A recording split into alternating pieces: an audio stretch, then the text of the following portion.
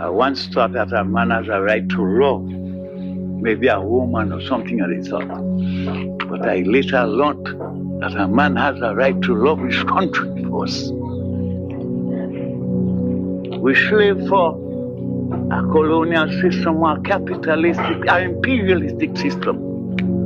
But now we're slaving for ourselves. If you call it slavery, we're slaving for ourselves. Welcome everyone to a new season of the Lest We Forget podcast, a historical podcast by Tenement Yard Media. I'm Gabrielle, your host for this episode. This episode is the first in this season's coverage of the people, events, causes, and consequences that led to the 1979 Grenadian Revolution, which is the only successful revolution in the Anglophone Caribbean. In this episode, we look at how key events and persons in post-emancipated Grenada and the wider Caribbean resulted in the Eastern Caribbean country being on edge by the mid-20th century. For a bit of history on pre-emancipated Grenada, which is paramount to understanding this episode, please listen to our episode right before this one on Fedon's Rebellion. And just a quick content warning, this episode contains mentions of slavery and conditions under that institution. Now, with our formalities out of the way, let's get into it.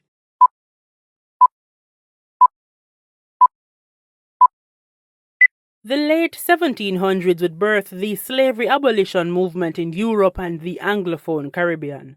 The declining profitability of slavery and events in the late 1700s such as the Banda Massacre, the Haitian Revolution, and the 1795 Fedon's Rebellion would echo these calls of the abolition of slavery. As the 1800s rolled on, other events in the Anglophone Caribbean added to this. The 1804 independence of Haiti, Barbados' 1816 Bussas Revolt, Guyana's 1823 Demerara Rebellion, and Jamaica's 1831 Christmas Rebellion, among others, served as the tipping point for slavery abolition in the region.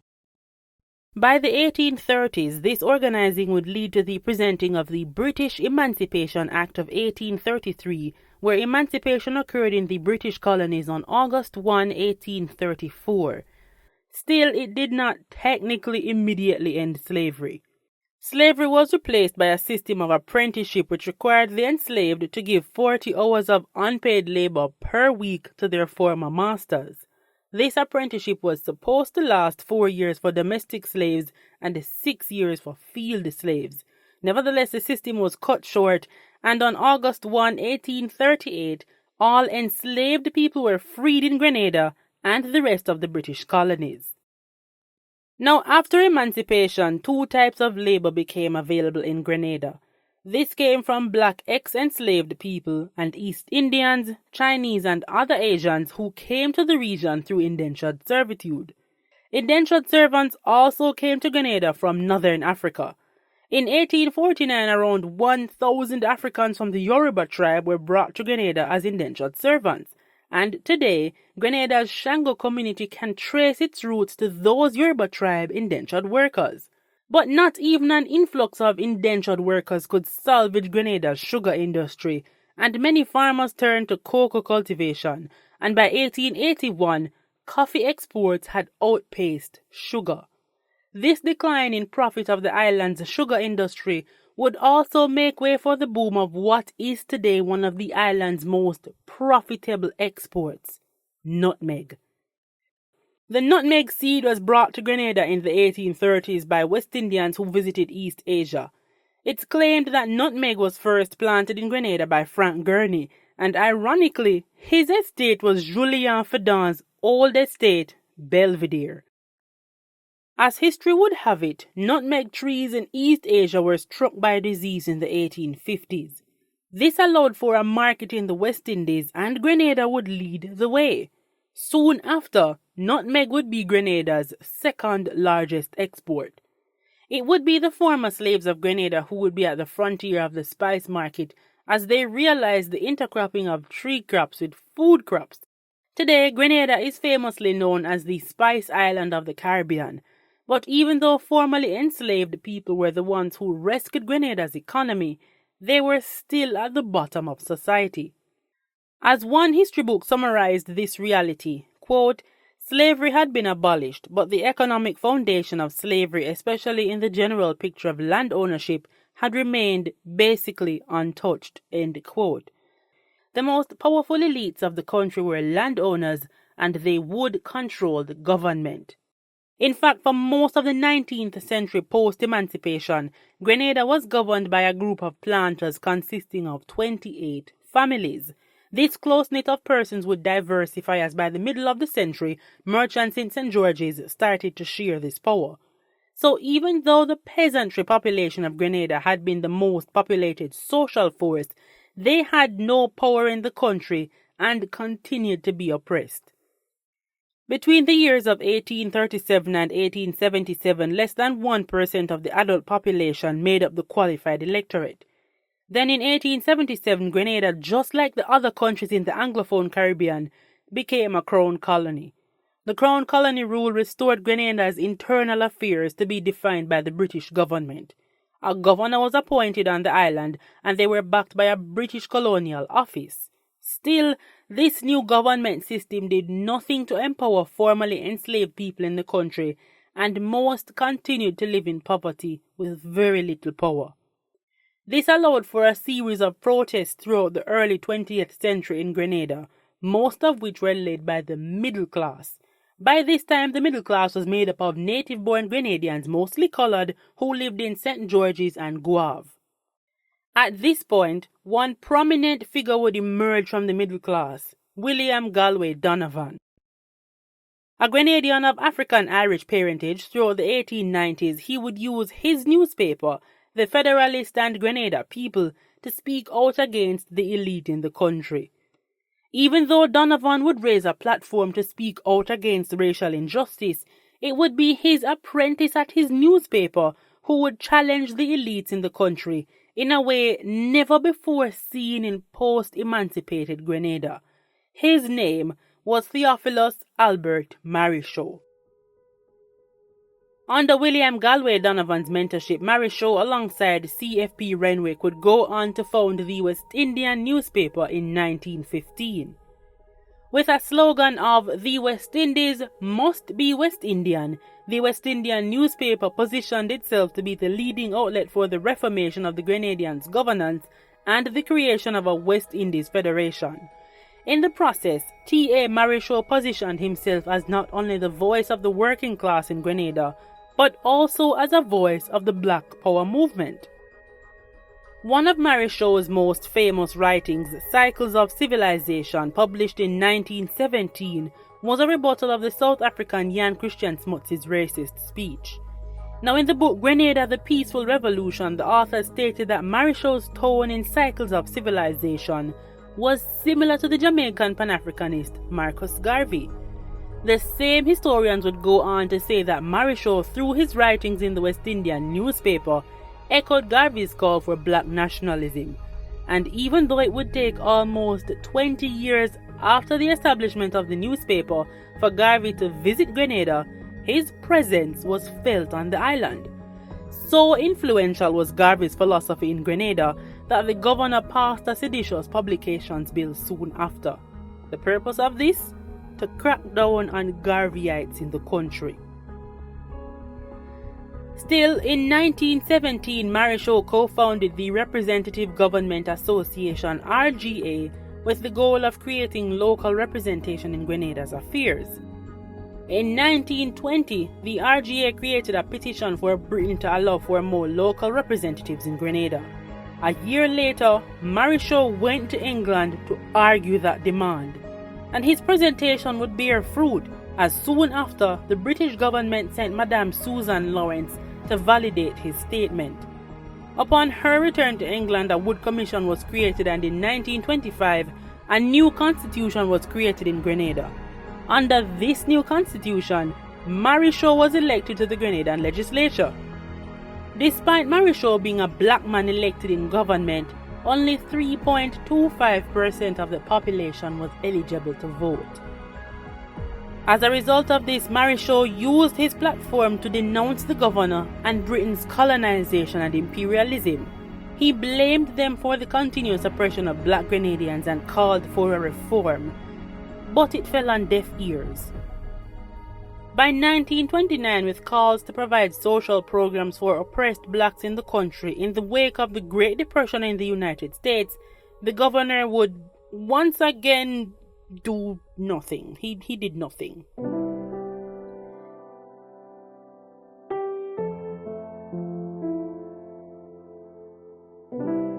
Still, Marryshow had some success during his tenure in the late 1920s.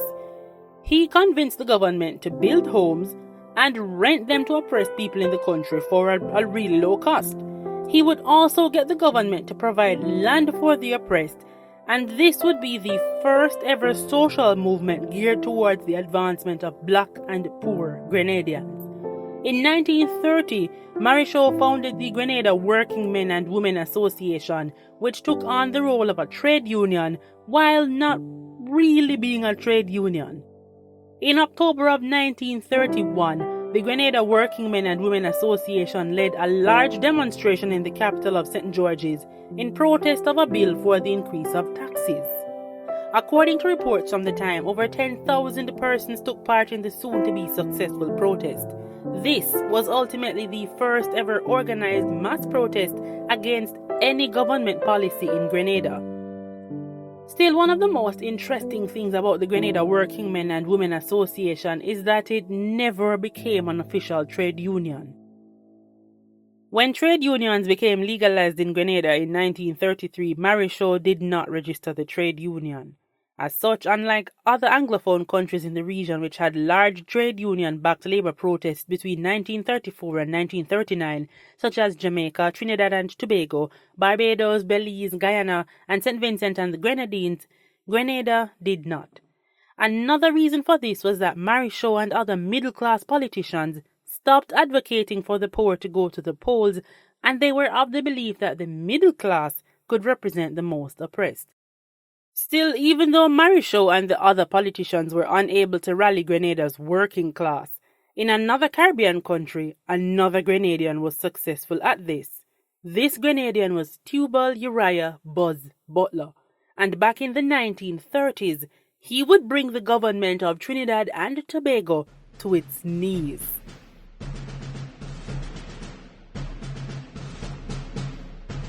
Born in Grenada in 1897, Tubal Uriah Butler, like many Grenadians, would take advantage of Trinidad and Tobago's booming oil industry and migrated to the country to work in the fields.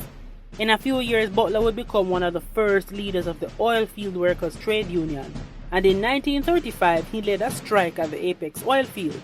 Then in 1937 he went on to lead a massive uprising of oil field workers in Fisbad, where he demanded from the TNT government higher wages, better working conditions, decent housing, and proper health services.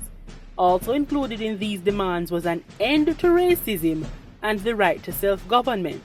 After that strike, Butler was sent to a Trinidadian prison. He served his sentence, but then came World War II in 1939, and he was rearrested and detained as a security risk under the defense regulations. He would spend 6 years in detention and was not released until the war ended. Despite his imprisonment, Uriah Butler enjoyed extraordinary public popularity among the masses, so much so that when he was released from prison in 1945, Butler went into active politics.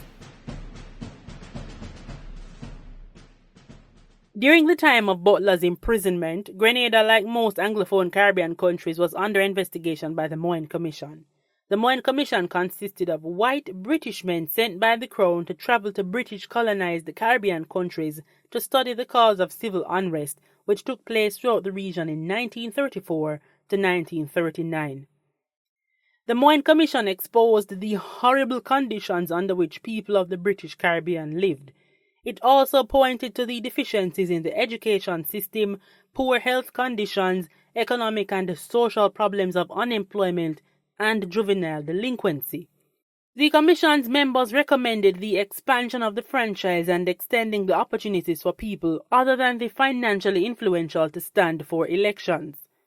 This recommendation from the Commission would be one of the main catalysts for the 1944 Franchise Commission in Guyana and the Universal Adult Suffrage of 1944 in Jamaica. A previous investigation also took place in Grenada. This was the Labour Commission, which concluded that the Grenadian economy had 19th century ideals and thus recommended the improvement of healthcare, housing, and better wages for the working class.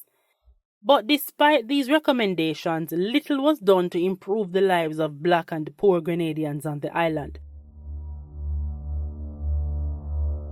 So by 1946, two trade unions were formed. The Grenada Workers' Union with 262 members and the St. George's Workers' Union with 210 members.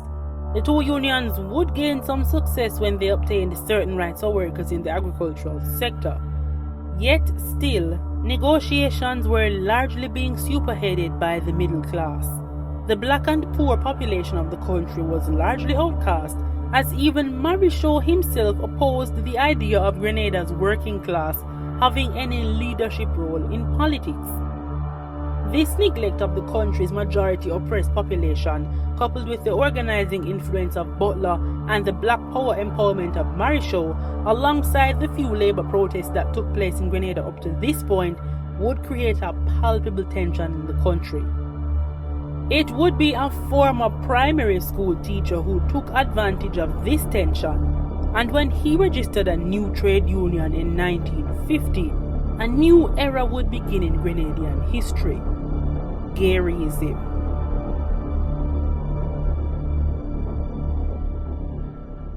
Earlier I said the decline in profit of Grenada's sugar industry would make way for the boom of what is today one of the island's most profitable exports, nutmeg. But there's something I didn't mention.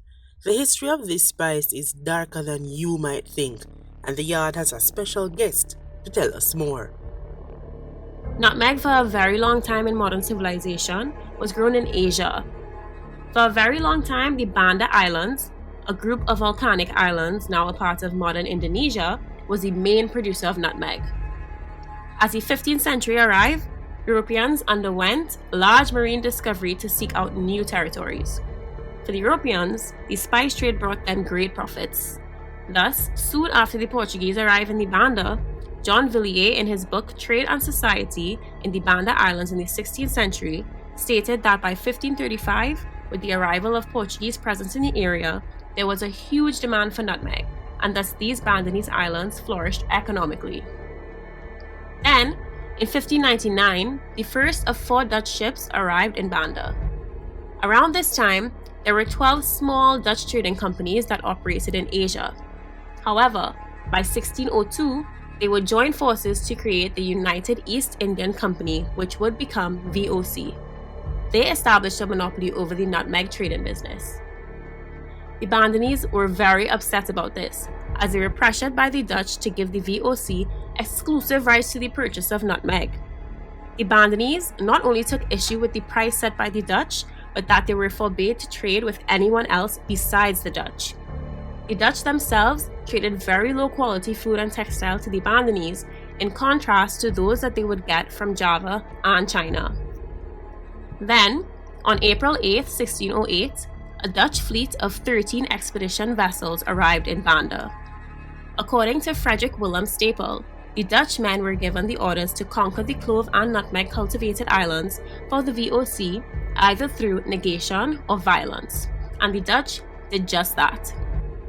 Between the years of 1609 to 1621, the Dutch underwent a military conquest of the Bandanese Islands. With the Dutch appointed Governor-General, Jan Piertezoon Cohen, the Dutch burnt and demolished villages, upheading the population of the majority Islam practice population. By May of 1621, at least 2,500 Bandanese were either killed or persecuted. From the 14,000 Bandanese who resided on the islands, only a number of 480 native people remained at Banda Island after the massacre. The leaders of the island, the Orang Kaya, were also killed. The massacre of the 44 Orang Kaya took place on 8th of May, 1621. After the event, which would become known as the Bandanese Massacre, the native people of the Banda Islands were no longer there, so Cohen brought in people from other regions to work on this island. Most of them were Buginese, Malay, Javanese, Chinese, some Portuguese, Moroccan, and Bhutanese. The VOC then leased the nutmeg plantations to former soldiers and their employees. The plantation laborers were also enslaved brought in from all over the archipelago. The harvest was sold to the VOC. Today, at the site of the massacre, there is now the monument in which the names of the Forte Banda fighters and Orankaya is carved, as well as other freedom fighters.